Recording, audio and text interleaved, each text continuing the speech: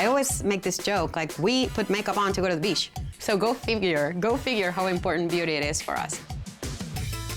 It's in our DNA to always try to look the best that we can. She is an absolute 100% beauty junkie. That's what separates her and distinguishes her from the rest of the population. Can you tell we're born into beauty?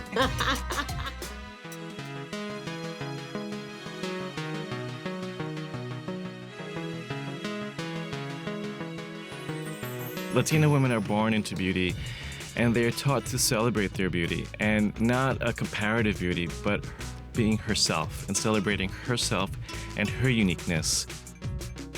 Latinas are not just about animal print and red lipstick. We're not. The biggest stereotype is to think that we're loud and we like a lot of makeup on and we like bright colors all the time. Just because we're Latino doesn't mean we won't burn. So, like I said, we come in all colors, shapes, and sizes, and so we do have to protect our skin regardless if we're Latinos or not. I think one of the biggest myths is when people say 70% of the population is Mexican, so we can only address Mexicans. I think any Latino who is in the U.S. sees himself or herself as part of a broad and diverse community. They want to have Jennifer Lopez hair. They want to have Eva Longoria's hair. They go to the beauty salon and they ask for it. Sorry, excuse me, I want Eva Longoria's color. We're seeing this new generation of Latina enter the workforce right now, and it's gratifying to see that she is embracing her heritage. She's speaking English, she's speaking Spanish, and she's doing it all. When I was a kid, it was great to see my mom getting ready for an occasion because she had a mix of cosmetics and natural products. You know, she needed like 4 or 5 hours to get ready. But man, that skin, I don't know what she did to it, but you know, before she walked out the door. I remember looking at my grandmother and taking the lipstick, the only thing that she had, putting 2 points, smushy, smushy. That's it. You look great. We pierce our kids' ears since they're born, like the day they're born. There's no way on earth that baby's gonna leave the hospital without earrings. No way. When I moved to this country, I was like, oh, he's so cute. And they'll be like, oh, it's a girl. Where are her earrings? What's wrong with you? I remember years where my mother is like, you're not even wearing earrings. Where's your lipstick? I do the same thing with my daughter. I said, you know, you don't have your makeup done, your hair's not done. Where are you going like that? And it's just about us wanting to show that is a culture and that we like to look and present the best way that we can. There's no shame in being overly feminine. I think that Latinas are bringing that to the U.S. and that can give permission to other women to say, you know something, I'm just gonna look like $1 million today. It's cool. It's cool to be Latino. And it's cool to speak another language. Creating content, magazines that's relevant for the U.S. Latina. This is really important that we can challenge her in 2 languages and maintain that communication and open dialogue. Something's brand new, latest technology, we want to have it. She is a digital maven. She is a mobile maven. Maybelline and Garnier were the first brands to have fully robust websites in Spanish. You read magazines, you watch videos, you ask your friends, or when you go to the stores, you can ask a professional. They're good salespeople. I definitely expect from them to guide me through the things that I don't know. It's very important to know what kind of fragrance you're gonna use in the summer and the winter, fall, spring.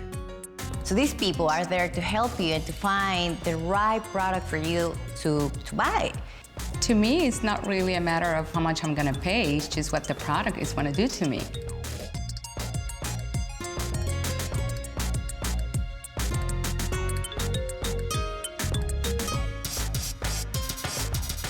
There's different department stores where you can find different brands. Sephora is one of them. They have pretty much everything from Christian Dior to NARS. You have Saks Fifth Avenue where you can find Clinique, Chanel, Gucci. I'm very extremist. I go from Maybelline all the way to Lancome. So I can't get Lancome in CVS, and I cannot get Maybelline in Bloomingdale's. You get in there, just go for your, favorite shampoo. You go for one thing and you just shop 10. What we saw very early on from the research that we did was the US Latina was different from Latinas elsewhere. She wanted to see herself in the advertising. She wanted to see her skin tones. She wanted to see her hair color, her hair texture.